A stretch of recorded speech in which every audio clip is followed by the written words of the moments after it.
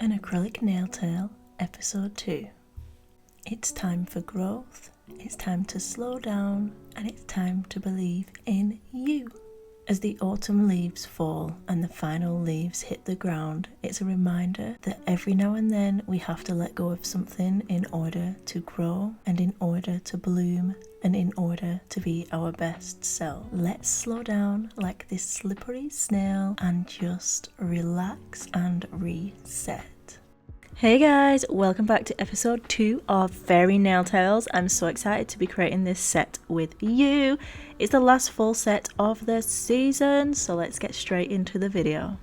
So I'm going to go ahead and we are going to make our snail first. Of course, he is such a little cutie, and to do that I'm using this molding gel. It's amazing for creating 3D products but not having to kind of rush because the product is set in. Like, you can create the shape and then cure it once you're happy with it, whereas with acrylic, of course, you need to be a little bit more skilled because it dries within a time frame, whereas this, you have got all the time in the world to work with the product and then you can go ahead and cure. So I went ahead and made a little fat sausage shape, and then I'm just rolling it out and then using the spatula to kind of press and smoosh out the edges to create the little frill for the snail's body. And oh my gosh, it is so cute. And also, sorry if anyone is grossed out by this set. I just had this crazy idea to do like falling leaves and, you know, a little snail squelching through them for the fall time. I mean, I don't know what I was thinking, but we are bringing it to life. So I've gone ahead and created those frills, and then I'm going to come in with my little tool and I'm just creating some kind of texture on the top. I'm not specifically being specific, it's just kind of random slug / snail texture that you would kind of imitate on the body, because they're not super smooth. They've got like a little bit of, you know, I don't even know what they're called, you know, just texturized. Let's just get to it.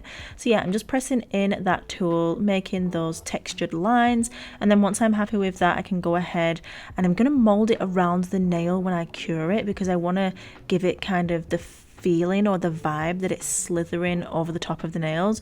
So if I was to just keep it flat like this, it would look super stiff. So before I'm curing it, I'm just bending it around the nails and then curing it into position as if it's slithering across the nail.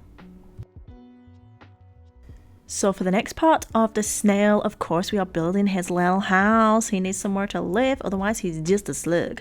And we don't want that. We want a cute little snail. So yeah, I'm getting some more of that product out of the jar and I'm just working it onto my backing form. Originally, I did start working on the little block thing that I have at the back, but I don't know, I just felt like it was sticking to that a lot. So I moved to working on top of some backing form paper, and it helped a lot because it was a little bit like grease-proof paper.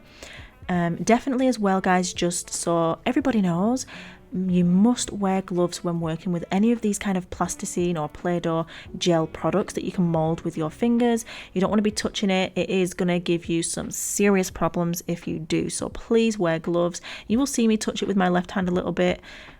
I do apologise about that. Definitely shouldn't be doing it. I should have just put another glove on. I don't know why I didn't. But yeah, wear the gloves. Wear the gloves.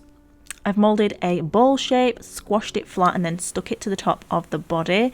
And then I'm just creating 2 little swirls, applying those to the side, and then blending them in with the spatula and curing into position.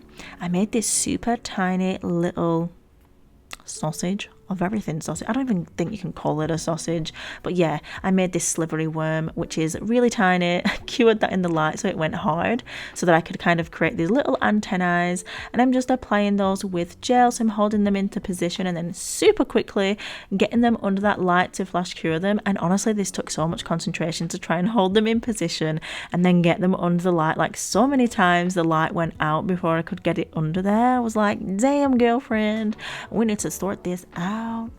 Once I cured the little stems for the eyeballs in place, it was time for the eyeballs themselves. And I actually don't even know if these bits are eyeballs on the snail. Maybe they've got eyeballs on the face as well, and these are just little feely antennae. I don't know. But I cured those into position, added a little bit more builder gel to kind of secure everything, and then we're coming in to paint our little friend because he is looking a little bit grey. He doesn't have no personality, and we are going to get to it and get that sorted out. So I've got a selection of gel colours, the Nailmate gel colours, and I've just popped them onto the palette, and we're just going in and we are going to town. We're creating a snail kind of colour on the body, which it is kind of a neutral shade, neutral brown but translucent, and the base for this really worked well because it gave it like dimension and texture, and the fact that we'd already created that texture let a little bit more of the gel seep in, so it created those light and dark tones with very minimal effort, which is what I like to see. Once I've got part way with painting the body, I'm coming in on the little housey house and we are applying some brown gel. Now, I'm not gonna lie, you're gonna see me further on in the video apply a matte top coat to the shell. Regretted that, but didn't rectify it. Sorry. Just envision it with a shiny, glossy shell. You know what I'm saying. Next, we finished the snail. We're happy with it. I did add some more details, but yeah, we're coming in. We are going for it. We're going to sculpt the full set that this gorgeous little slithery snail is going to be sitting on top of. And the feature nail for the design and the whole concept of the idea was that the snail is like swiftly gliding through with his slithery, slimy trail through the autumn leaves that have fallen on the floor. So we're going to, of course, go ahead and sculpt a nail into a autumn maple leaf, which I thought just fitted this theme perfectly. So I'm going to come in at first and I'm just creating a really thin base just to kind of get a guide of how long I want this nail, and I'm just using a neutral core powder to do that. And these forms are bomb. They hold in position amazingly, so if you are on the lookout for some forms, you need to try these because you will fall in love with them.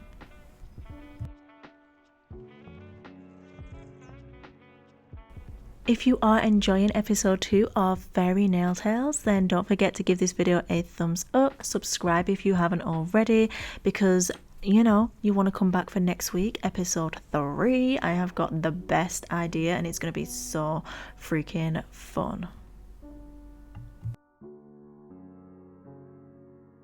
So now that I've sculpted kind of my central base to the leaf nail, I'm going to come in with a mix of acrylic powders, and I'm using a mix of my fall acrylic set, the Nailmate acrylics, and also I think I'm using mahogany. Yeah, mahogany as well. These colors just go absolutely beautifully, and what I'm doing is picking them up, so I'm like dipping into one, then the next one, then the next one, then the next one, and it's kind of creating this marble but without being a marble. I just wanted to add all of the tones in there and build it up kind of randomly and organically without being too specific or precise on where I were applying the product, because I just wanted the base of the nail to be there, because I'm coming in with some gel products later on to add a little bit more depth and dimension to the leaf. So it was literally just to apply those undertones and the base for this nail, and of course the shape as well.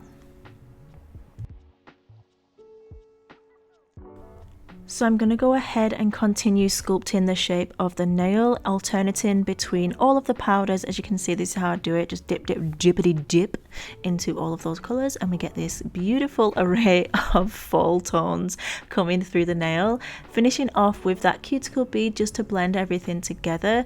And then once I'm happy with that, I'm going to come in with some black acrylic powder just to add a little bit of shadowing before we then go ahead and cap and add any more details later on. So as you can see, I've just used a really wash of powder and then wipe the product off the nail and then come back in to kind of smoosh it about and make it a little bit less defined. I just want it to kind of be the base for my overall finished nail.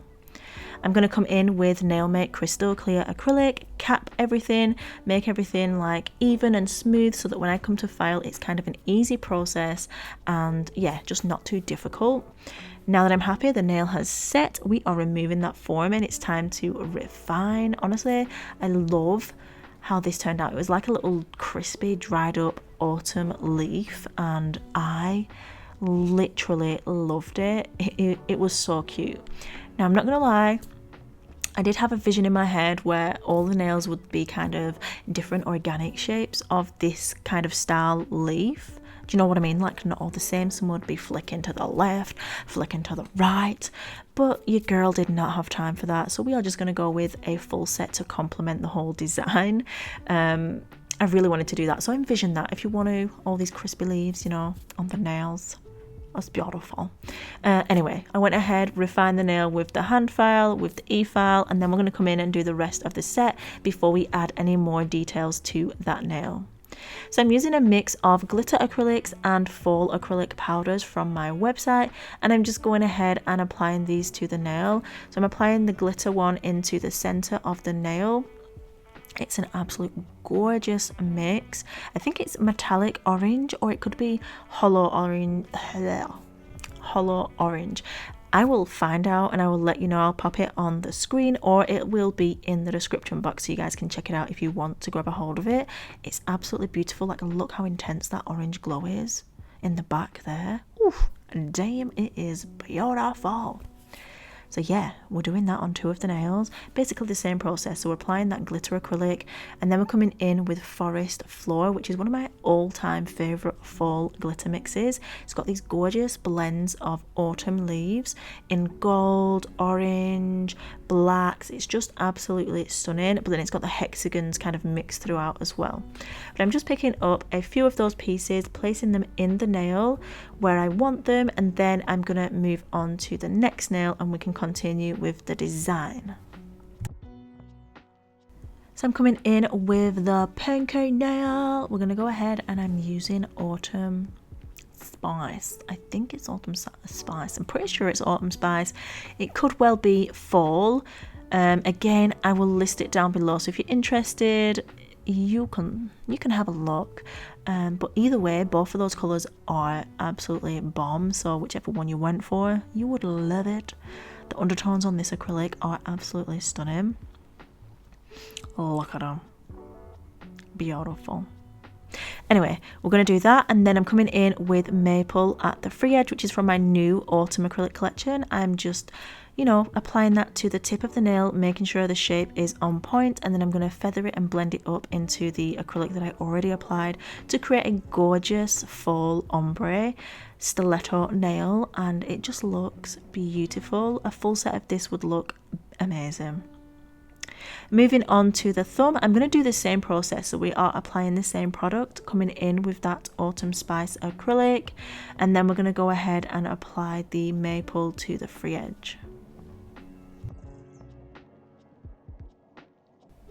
Next, I'm coming in with Pumpkin Pie, and I'm just going ahead and applying that at the cuticle area, pushing it up the nail, and then we are going to go ahead and blend that down over the glitters, only ever so slightly, just so it literally just comes over the top. I didn't want to cover too much of it up because it just looked absolutely beautiful, so I only wanted to bring it part way down the nail. And this is it, looking bomb, ready for encapsulating. So I'm going to go ahead, cap everything, and then we'll be back to add some detail to our leaf nail and add our little friend to the top where he belongs. So using a mixture of white gel paint, a peachy coloured gel paint, a bit of green and black, I'm coming in and adding some details, some shadowing, some highlights, and just some depth onto the leaf nail. I really wanted to bring it to life and make it look a little bit more realistic and just a little bit more interesting, and it definitely worked. It looked super cute. Once I finished, I made sure to cure everything. I then added a matte top coat, cured that in the light, and yeah, we are ready to top coat the rest of the nails and then add the little snaily snail. I'm so excited. Eee. So like I said a little bit earlier on in the video, I did go ahead and add a matte top coat to the shell of the snail. However, I wish I'd have come back in and added some glossy details again, because I feel like it just, I don't know, it made it not how I wanted. I feel like I should have kept it glossy, but anyway, I didn't, and here is my little snaily snail looking cute, minus, like, I feel like the shell should be glossy. Let me know what you think. Should it be glossy? Should it be matte? I don't know. Let me know what you think in the comments below. So I was just seeing where I was going to apply it to the nail, and this is where I settled. So I just secured it on with some of the gem gel, and then I'm going ahead with the fluid gel and I'm creating a little slippery snail trail. Honestly, it is the cutest. I'm going to try and get all the angles for you guys so you can see everything. in close-up detail some pictures at the end, but honestly it turned out so cute. And I know not everybody's a fan of little snaily snails or slugs or anything like that, but yeah, I just had a vision and I wanted to kind of just, you know, have fun and bring back the sass. But yeah, I've been having fun. I'm so excited for episode 3 of Fairy Nail Tales. But this is the final look for episode 2 and I love it. I hope you guys enjoyed watching. If you did, give this video a thumbs up. And as always, please remember that you are bomb.com, lit as heck. And don't ever let anybody tell you any different, because you've got this and I love you. Mwah. Bye.